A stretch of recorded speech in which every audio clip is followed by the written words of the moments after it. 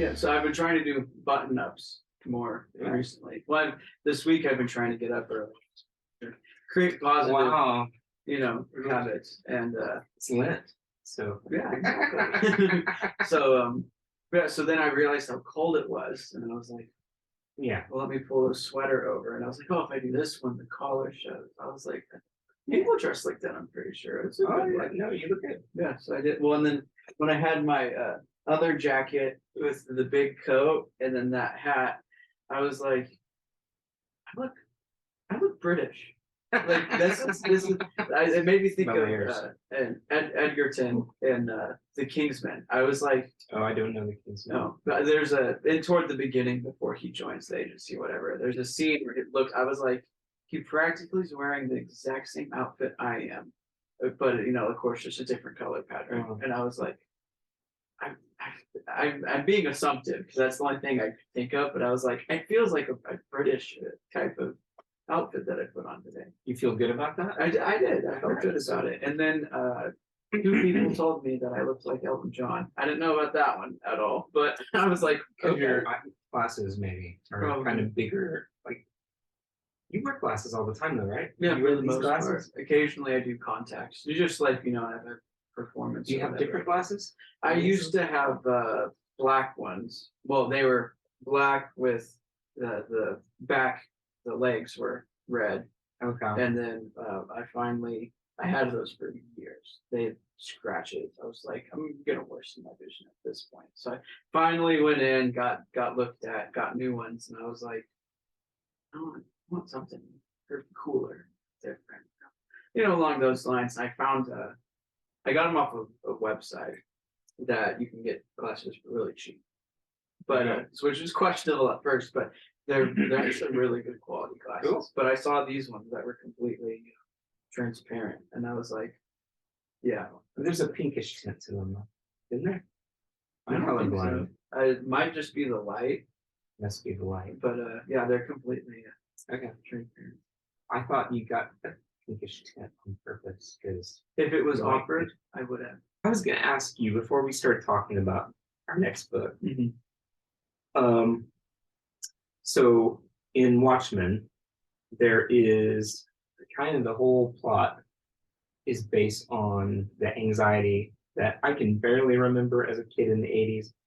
My parents sheltered me from that pretty well, but I can still I just think about all the movies, even the TV shows, Reagan and Gorbachev on the TV all the time, and we were really anxious about World War III breaking out.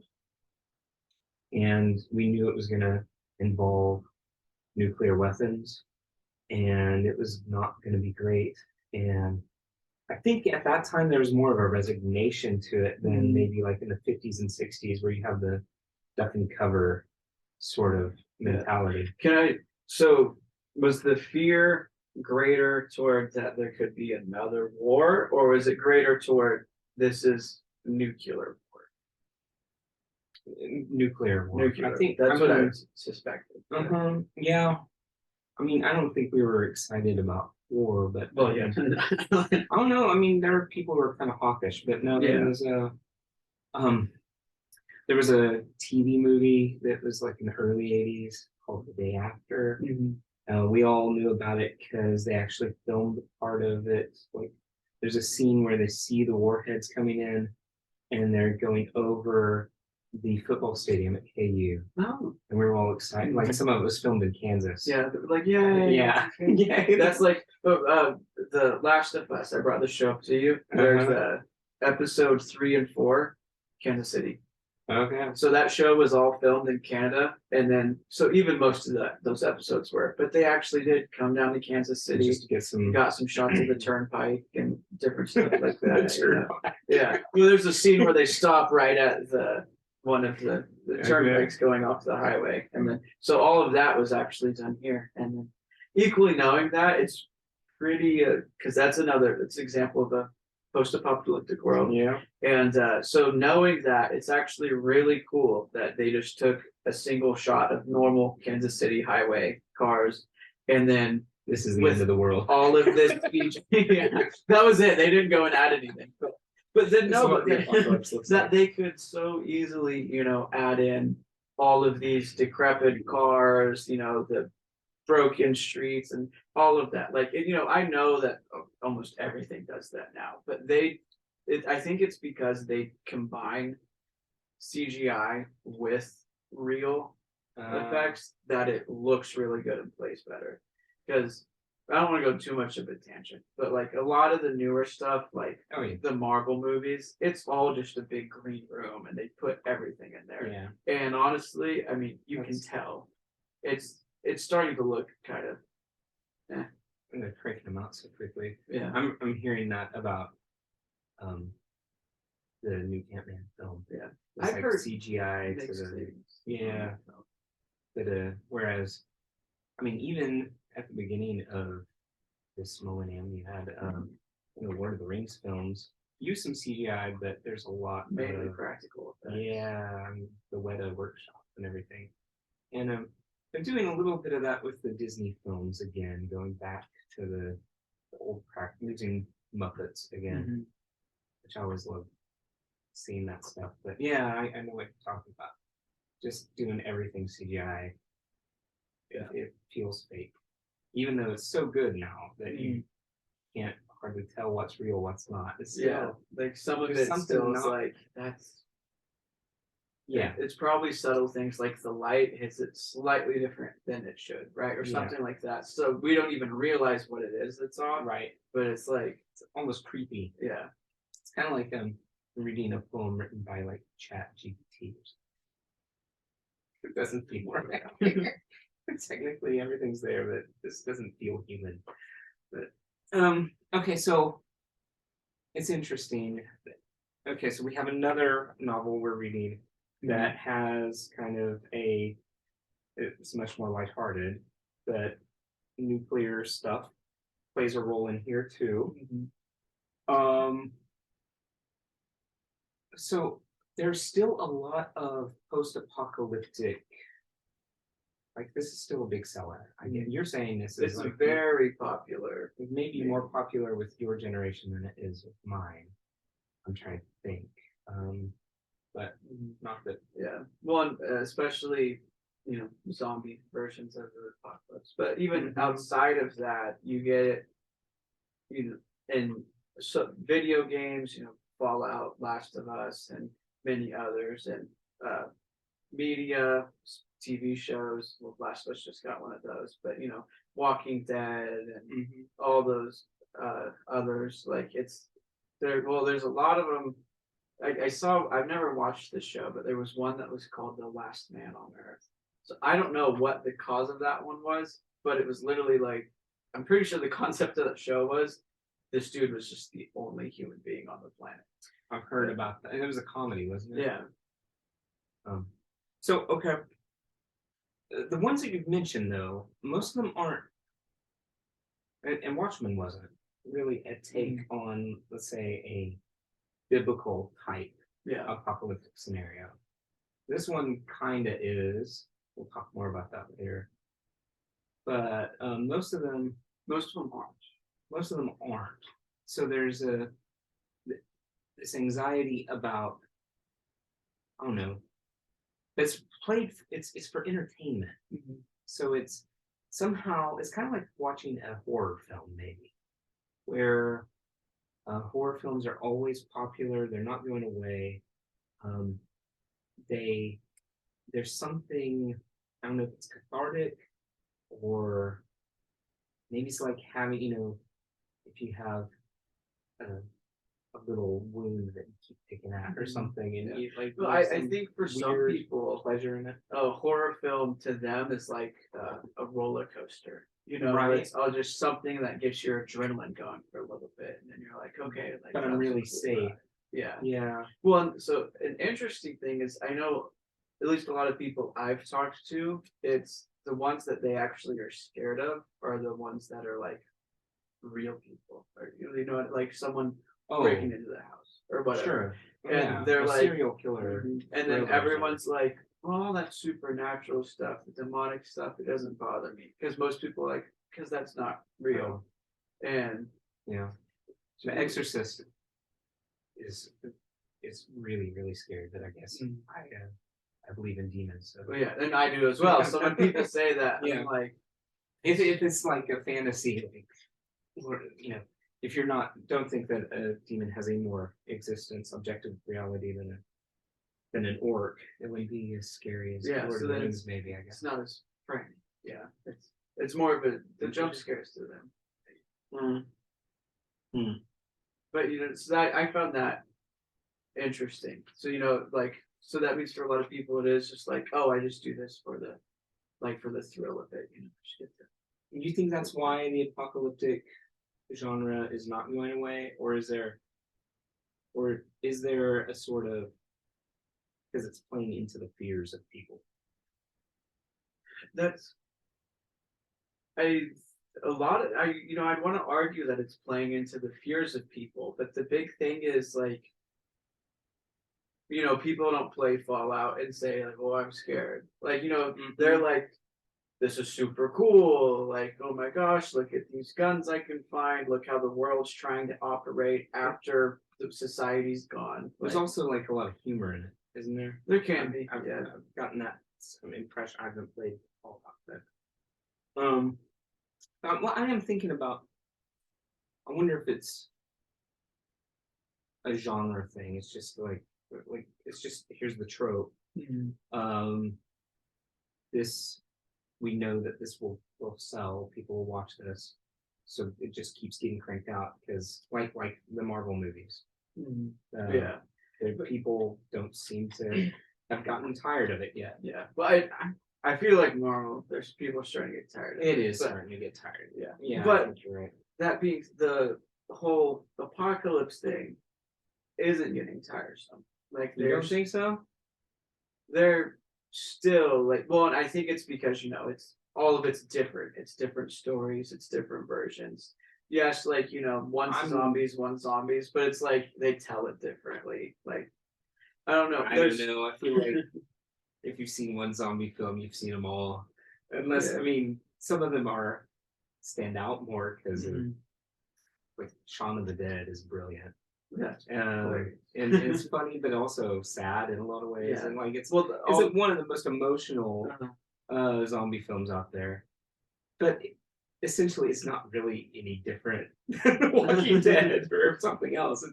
Or like the old Romero films. I mean, they all follow the same story arc. They all follow, like, it's for the most part, it's you're showing your survivor, group of survivors. Yeah. And they gotta get through it. But so I'm not looking for another zombie film in my life. To tell you the well, truth. but the unique thing that was claimed about The Walking Dead is like it was pretty much the zombies were a B factor. Like, okay, they're a problem, but the main problem was humans. And like navigating that. And then that's true. What makes Last of Us different? But that's always been true. Night of the Living Dead. Yeah, it was. Have you seen Night of the Living Dead? Yeah, it was. I mean, it's really maybe more about race relations than anything else. I don't know. Yeah. Well, Last of Us has completely blown up. Like, it's not just me, my nerd friends that have watched it and talked about it. Like, some of my friends that are like aren't into any of that kind of stuff have been like, "Gosh, have you been watching The Last of Us?" And I'm, why is that? You think one, you got Pedro Pascal. That's reason number one. Okay. Everyone's calling him the internet's daddy. There. Okay.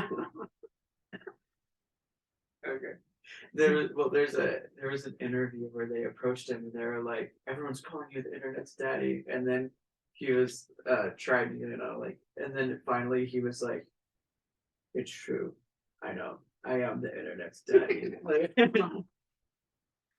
But the other thing is, I think, well, the storytelling's done well, but I think that it's highly unique the way they do it. As in, typically you get the zombie thing from the viruses, like, rabies, essentially. It's Really just bad very rabies. exaggerated, right? But then, well, and equally, in a lot of them, it's like once it hits, like the things that are already dead are also right. Right. But In this, it's done with fungus. Yeah. And as we mentioned, there's those wasps or ants that a fungus Yeah. gets in, and it's a parasite, Yeah. and it takes over their mind, latches on, and then makes them go and spread the Yeah. parasite. Mhm. And that's what they do. That's what they want. Mhm. And this show, well, being originally it was a video game, and but this world that the writer came up, I can't remember the creator's name at this point, but that he came up with is essentially that same thing, but like if fungus evolved. Okay. Because and what would it take for fungus to evolve is global warming. It's, Okay. so equally it comes in par with what's happening. So then it actually makes people like it might not, but it can make people actually fear like, oh, could that happen? Because it's right now our Right. body levels are too warm for a fungus to live inside of. But if fungus, Well, I've had pretty bad athletes, but well, that it didn't go up to your brain, I don't think. okay. Coldest part of your body. Right. But yeah, so that's the idea is fungus evolves and then it can live inside of a human. So then it is suddenly it's doing the same thing where it infects somebody and then it's programming telling them go and spread the fungus, like because fungus are interestingly different than Yeah.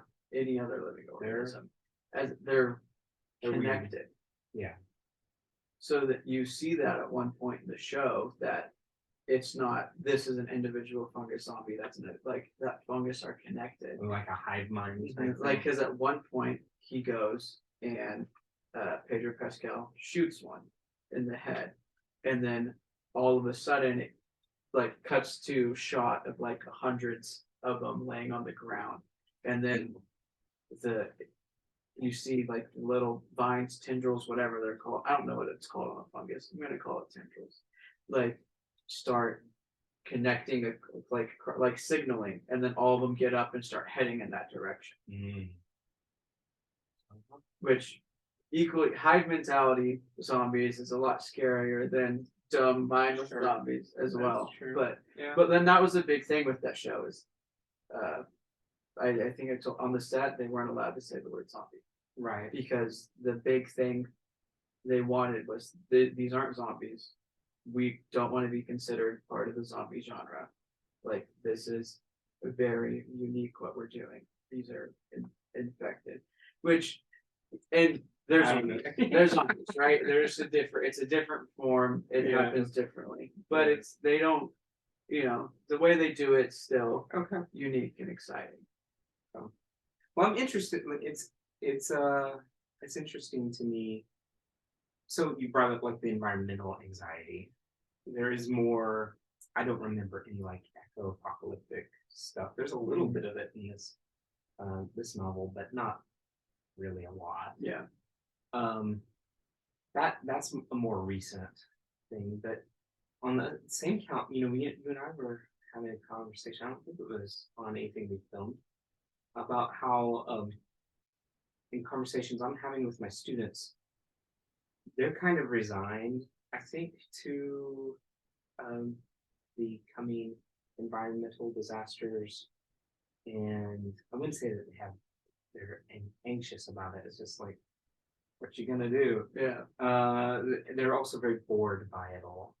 Like they don't want to hear any more about it. Mm-hmm. And there's also a great deal now. We're in Wichita, Kansas. That's probably part of the reason, but it seems like there's a lot of skepticism about it. That surprises me because my generation older are supposed to be the environment skeptics. But and you're seeing it a lot. Yeah, I mean, so I don't know.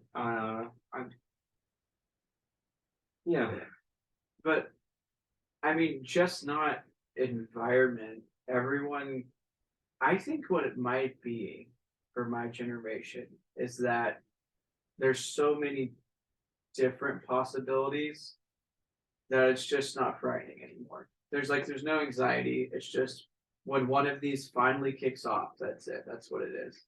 Because You think that your generation believes that we are like at the end? I don't know if we have the belief that we're at the end. Maybe they think it's the one following ours, but I don't even think that anyone has an opinion of when it's going to happen. I think I think they're just all complacent that when it happens, it happens. One of these things is going to happen. Ride the wave. Yeah. Well, and most people, with everything, most people don't even consider that it could actually be revelations. Everyone's like, sure. Well, because we're certainly in a post Christian culture, post biblical, but it's interesting. So I mean, this novel, Good Omens, is written by I think two agnostics. One of them I think is Gaiman from Jewish background. I believe when we looked it up, he was born Jewish and raised Scientologist. Oh yeah, that's also interesting. But I think it was he had influences from both. Right. But from what we can discover, we believe he's agnostic based off our research.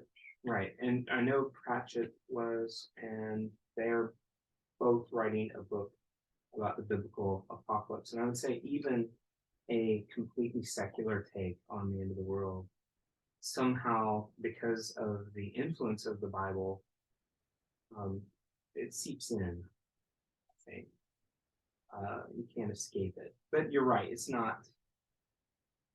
Your generation's probably not like maybe as much as mine was, thinking, opening the book of Revelation, trying to figure out. Yeah, is it happening? Or is it coming? What are the signs? You know? Yeah. I think everyone's just like, I think they know. And by the way, that's a good thing. Yeah. Well, they, everyone's like, yeah, things are going on with the empire. What am I supposed to do? Yeah, technology's rapidly improving as the crazy stuff with AI and that what robots can do now. We're on the cusp of Terminator.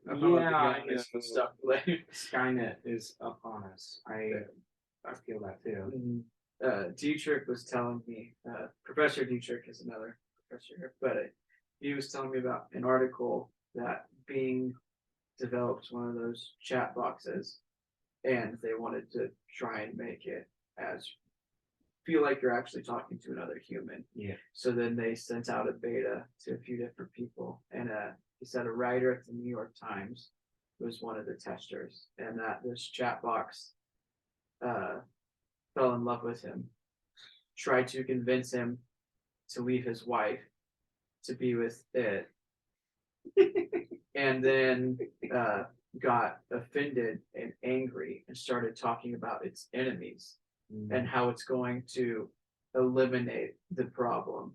And it mentioned Google by name. It's a Bing chat box, and it was like, Google's the problem. And I was like, if we're at the point where a chat box is talking about tearing down Google, like Skynet's around the corner. It feels that way. It feels that way. I know. There's so many things. On the other hand, okay, so when we started off our little chats talking about Bede, part of what he's doing there is responding to some bad Bible interpretation. People are going around trying date setting. He's trying to say you shouldn't be date setting. That was kind of the major theme of what we read there, if you remember. And the reason is every generation is, I like to say, it is eschatologically narcissistic. Every generation thinks it's the last. Like, I think if you investigate, like going clear back to the very beginning, I mean, part of the reason some of the books in the New Testament get written is because they are eschatological narcissists, like Second Thessalonians. They're all afraid that they missed second coming of Christ, and Paul's like, clear engines. This isn't, I'm still here, you are too, and the Antichrist hasn't come yet. So we all have this sort of, I don't know what it is, we and it's weird, my grandparents, my paternal grandparents, God bless them, even as they got to the end of their life, and they would tell me things like, well, Jesus didn't come back in my lifetime, but I bet he's coming back in yours. Mm-hmm. Right? This kind of like this pass on the torch of eschatological narcissism. And little Maddie, be ready. and they said that because they loved me. Yeah. But also, I mean, they couldn't believe that it's not going to happen really soon. And I'm sure you've had similar thoughts. I mean, sometimes things happen, and I wonder, maybe we are, but then I always have to talk myself into that and say, well, maybe we aren't. Yeah. Well, when I was little, maybe around 4 or 5, well, when I first learned what death was at a very young age, and then I've experienced it a lot now that I'm 23 years old, more than a lot of other people my age have. But when I first learned what it was, I remember being so terrified, oh, there's death and that's the end, right? And then I remember after my mom explaining that there's a second coming, back, everyone will be lifted up and saved. I remember waking up some mornings and then everyone's just still in their beds asleep, and then running through the house and not seeing my family and being I was left behind. They were saved, as this little kid, after just learning that, overthinking it, being so you did hear about the rapture, the premillennial rapture when you were a kid. Okay. Yeah, it wasn't clear to me what you grew up. So okay, so I heard about it from a millennial who's Christian, but hasn't actually studied the Bible or went to church casually and just has their personal relationship with God, which is, that's what I'm doing. That's equally where I'm. So that is probably the dominant. Okay. So I know we want to talk about the book, but I think it helps with the background of the book. So this idea of this pre-trib rapture. So the idea, if you remember when we talked about Bede, he spends a lot of time talking about when the Antichrist comes in this tribulation period. And the church, all through the centuries, always taught the church has to go through this tribulation, this final period of purification. It's also a time of fellowship with Christ on the cross. That was the message of the church up until the 1830s. It didn't matter what church you're in. I think it was 1830s, somewhere around there. There's a guy named Darby. Should look up his name, but there's this fellow named Darby. He lives in England, and he comes up with an idea. He studies. He's convinced again that the end of the world is right around the corner. So he's studying the Book of Revelation, the rest of the Bible, really intensely, and he comes up with a brand new schema. And he actually starts a whole church around this. The Plymouth Brethren, they're called. And his schema is that the rapture that we read about in one place in the whole Bible, some people think it's but really there's one place in the whole Bible that talks about the rapture. It's in 2 Thessalonians chapter 5. He said that and traditionally church says that happens at the very end, right, after the Antichrist, all this stuff. He says, nope, that's happening before the tribulation, so that God will spare the church this suffering. And so then there's this kind of weird evangelical impetus to get people to escape the tribulation. And then you get a lot of this preaching about the end of the world, that you don't want to be here when this happens. And so some of it in the 70s, you get these horror films that are like the later Left Behind novels. So there's first one was called A Thief in the Night. And I can't remember. they're like really, really bad horror films. But they all like I saw them in my youth group.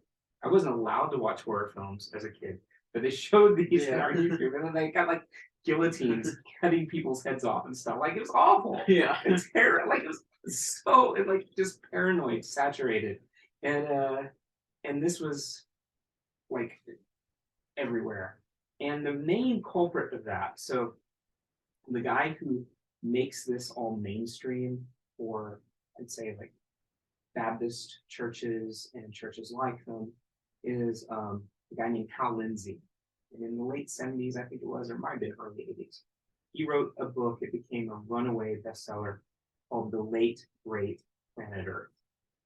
And his whole idea was that before the 80s were out, he said it's all going down. This influenced Ronald Reagan, by the way. Like this was just everyone had read this, and this is picking up on that stuff and really making fun of that. That's what Good Omens is responding to. Hal Lindsey died a few years ago. His thoughts are still around. I think this is still, I have friends who go to some of the scriptures, and frankly, the biggest outrage that I don't believe in a preacher rapture. I mean, they really want me, like, my salvation might depend on believing this one weird thing that no Christian church had ever taught until the 19th century. Well, yeah, I didn't know that. People make this a test of fellowship. Well, because I'm pretty sure, like, now, like, the majority, as in everyone, like, that's their understanding of what they think. How it's going to go down. They think that's what the book of Revelation says. And the book of Revelation says nothing about a rapture. Yeah, anyway. but yeah, that's how much that has. Yeah.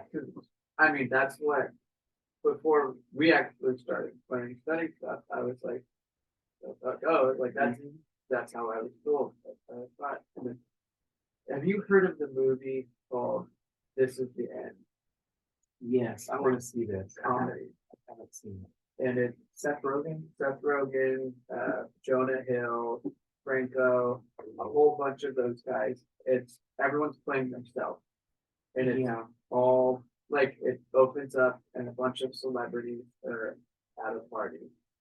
And then it happens.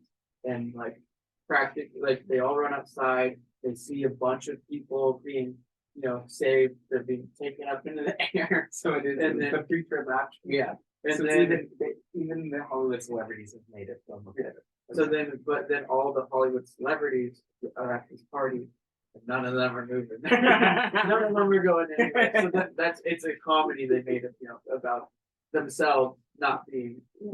But it's pretty funny. There's points where it gets pretty vulgar, but it's fun.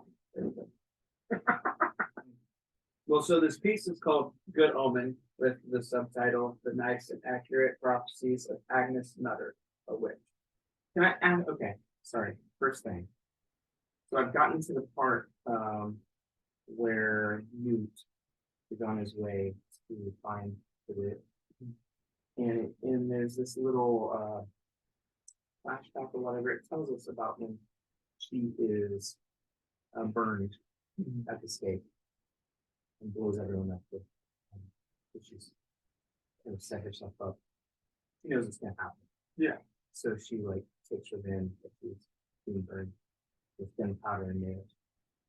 But are we supposed to like Agnes Nutter? I don't know if we're supposed to like or dislike her. I think honestly they're just using her as for the story. I just realized I've got Azrael on my cover and you've got probably on yours. Oh, and mine's white. I know. All right, that's pretty cool. They're trying to get people. Let me come up. They're trying to get people to buy more than one copy. That's what they Look do. at that. They're literally matching copies. Yeah. Yeah. Oh, Look at listen.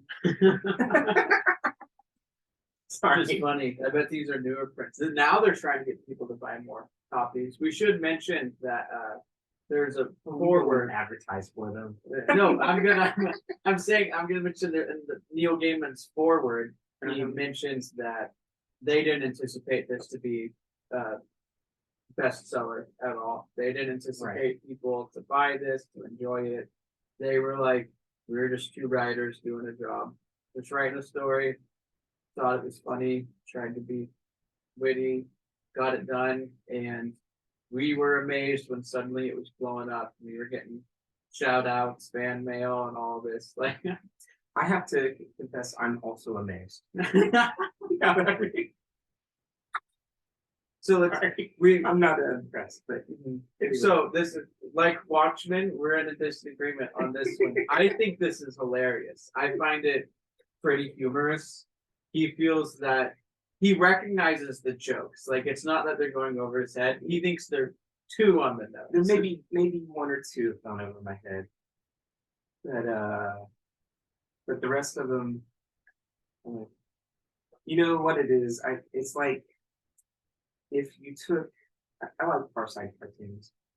If you took all the Far Side cartoons and instead of like just putting them in one of those collections as pictures, instead you spell them out as like prose. This is kind of what this is like. And it just doesn't work for me. It's very, yeah. Anyway. So you were talking about Agnes. I interrupted you about Agnes Nutter. Oh, I thought that was interesting. Where when they burned her at the stake.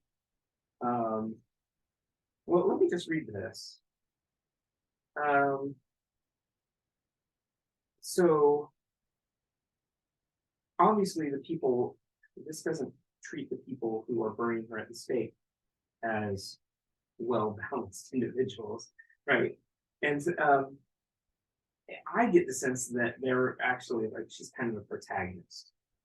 She writes this book telling the end of the world. I don't know.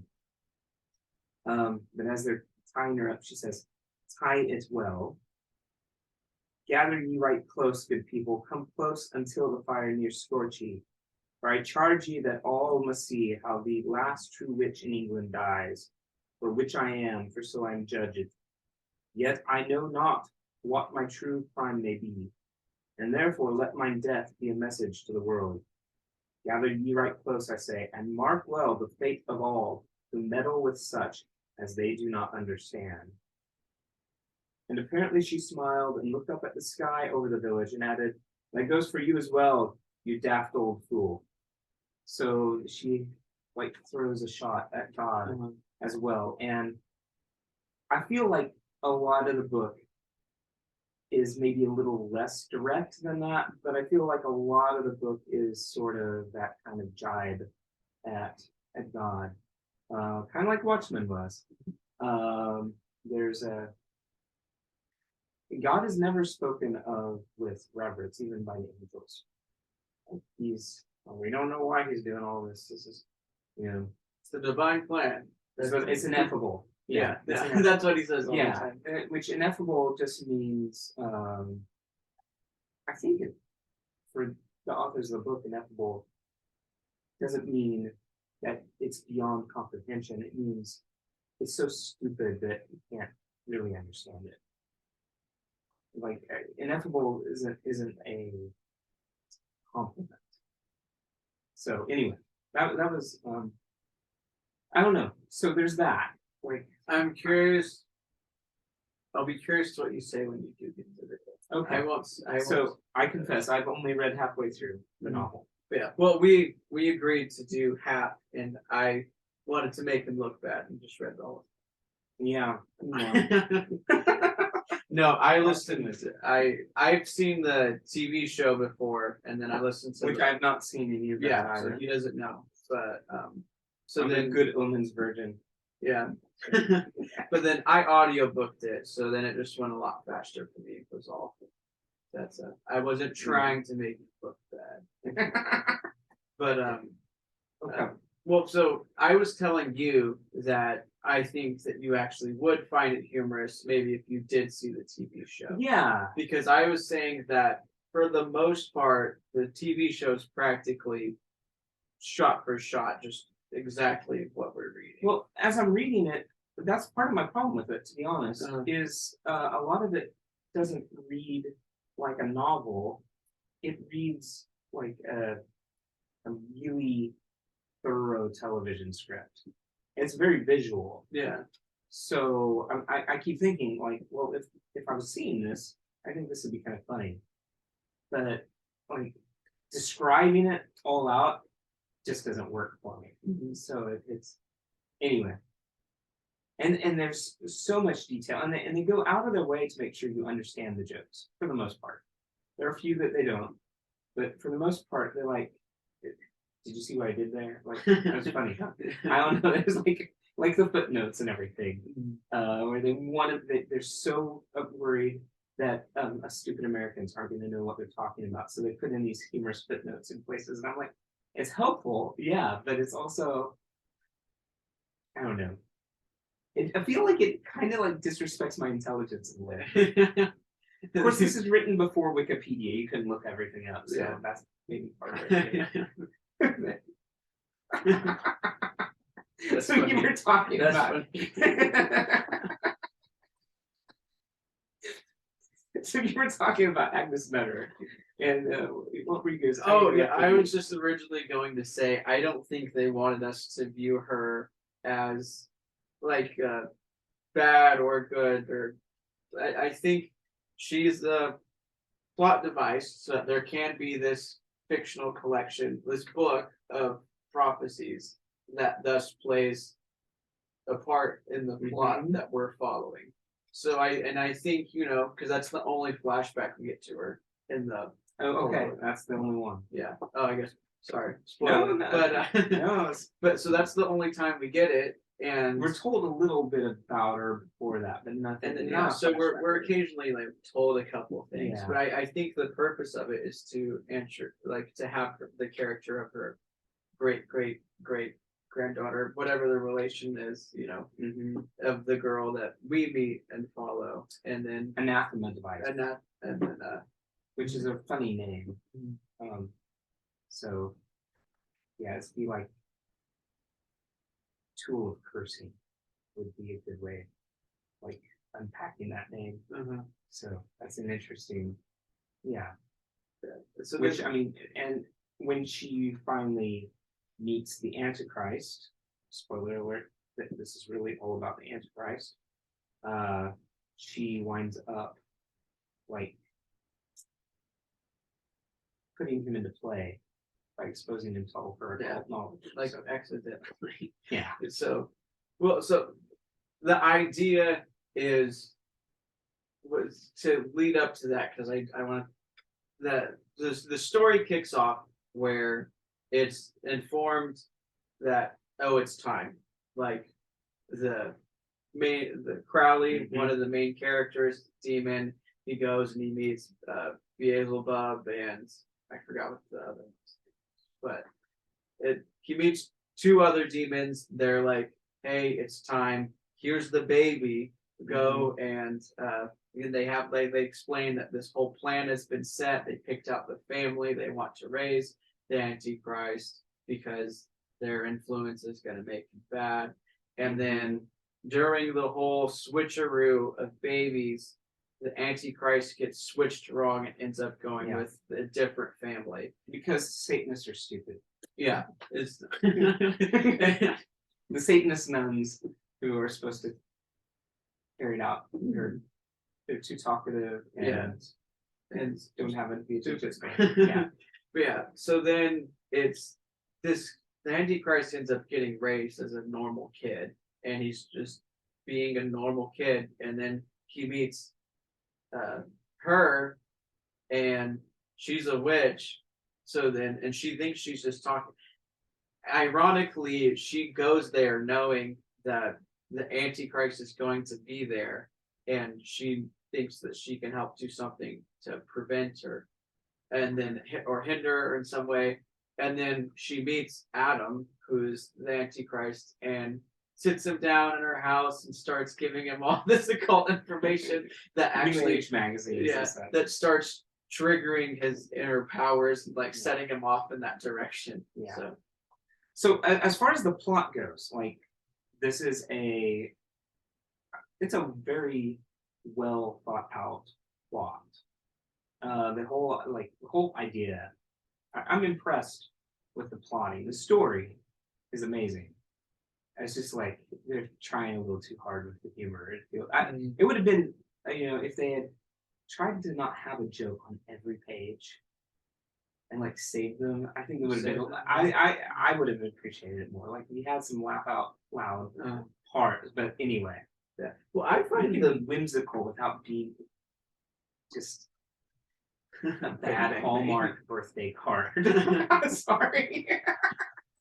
That was another way you described it. You said if someone took all the Hallmark birthday cards and then just put them in the bullet point format. Some of it feels that way to me. Sorry.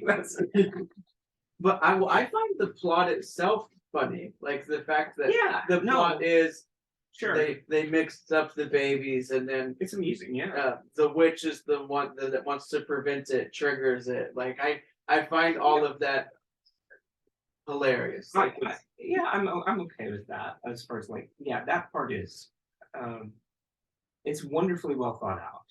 And it's just I said this about Watchmen as well. It's like too clever by half, right? It's just like they're just trying too hard. Anyway, that's my opinion. Okay, so you say Agnes.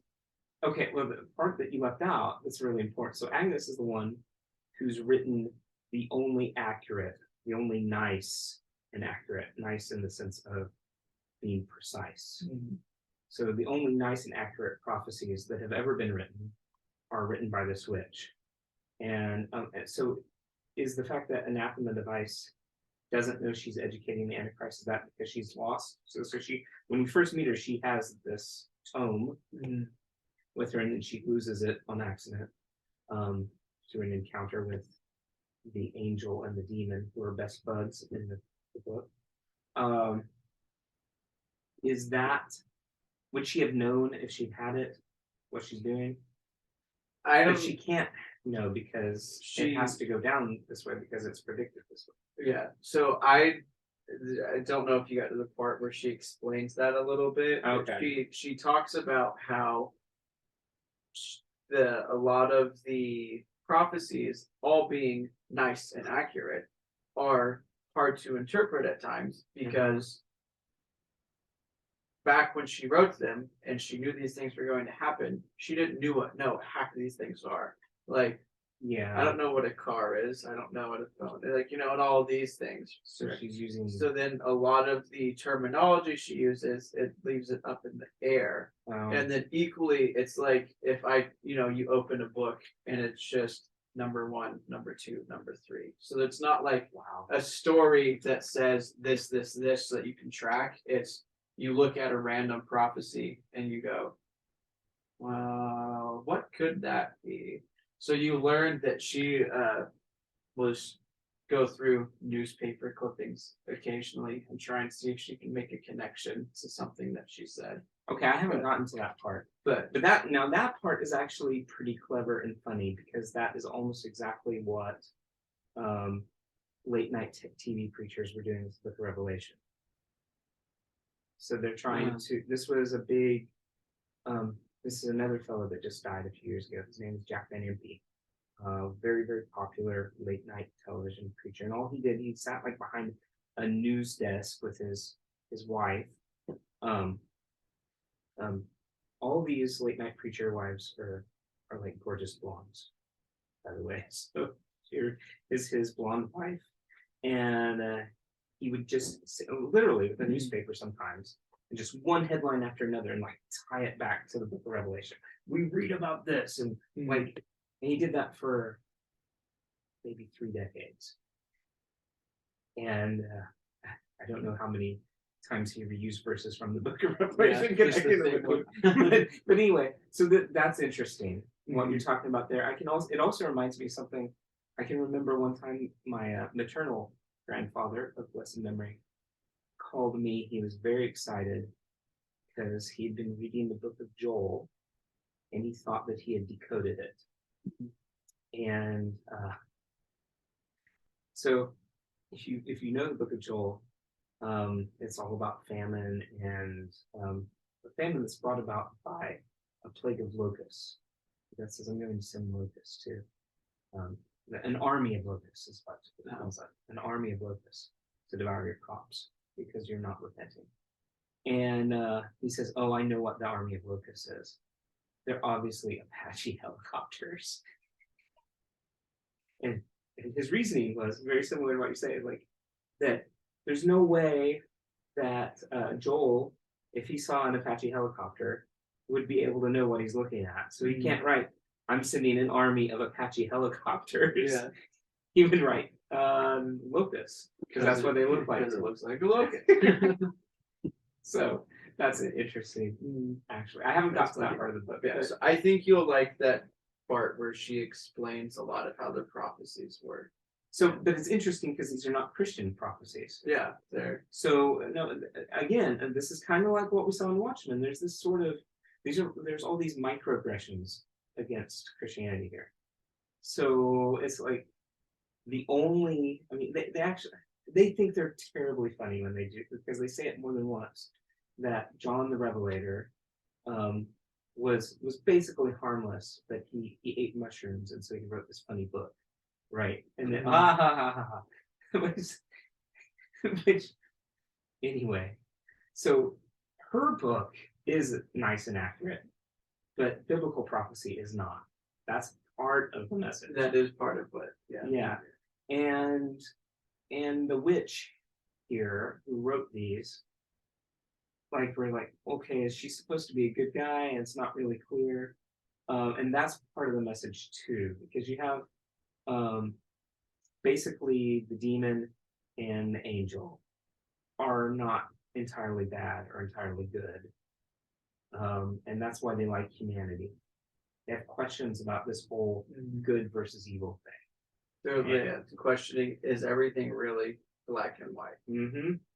And their whole idea is that you don't need demons or angels to get people to do the most horrendous. Like, one of the places they talk about is like the demons are sometimes shocked by the things that humans do, and angels are also just amazed by what humans are capable of, the acts of love and self-giving that humans can do without grace.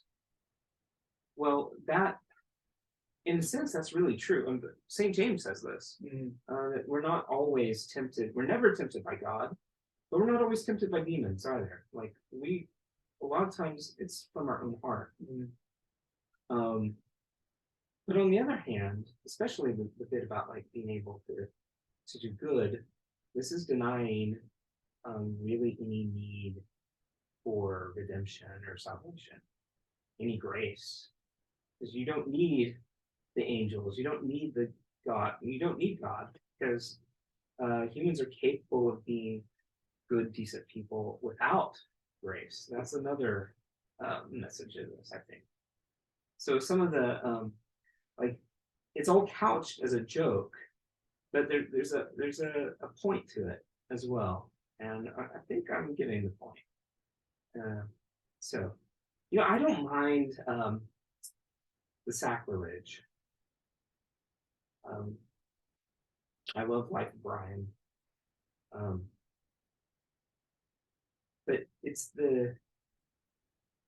this is a little different, because it's not just trying to play for laughs. They're making some pretty important philosophical statements in here as well.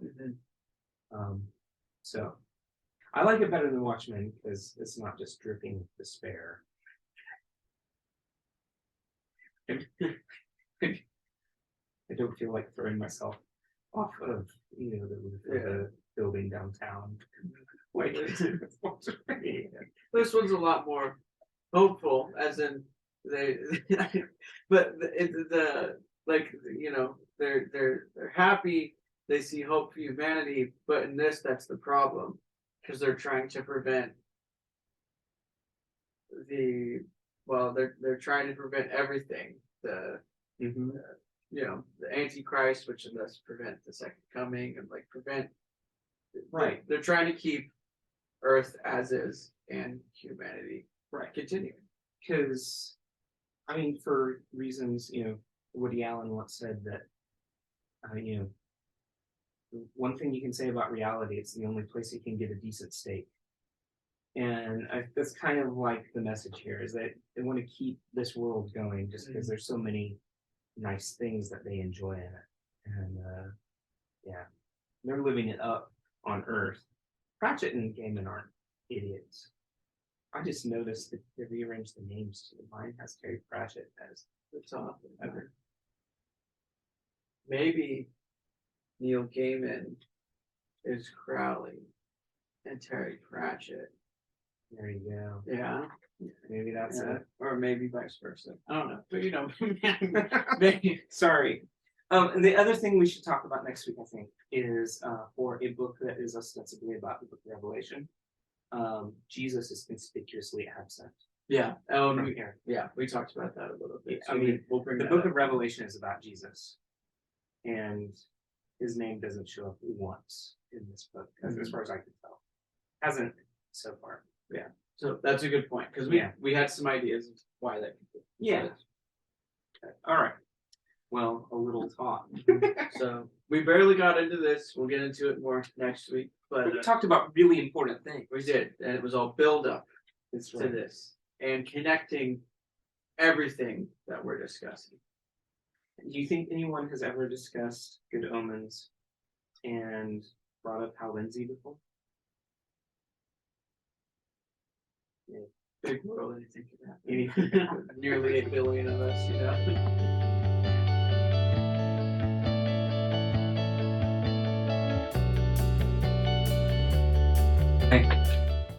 Thermal underwear on, so I'm puffy. I got the Stay Puft marshmallow. You can't see my 6-pack.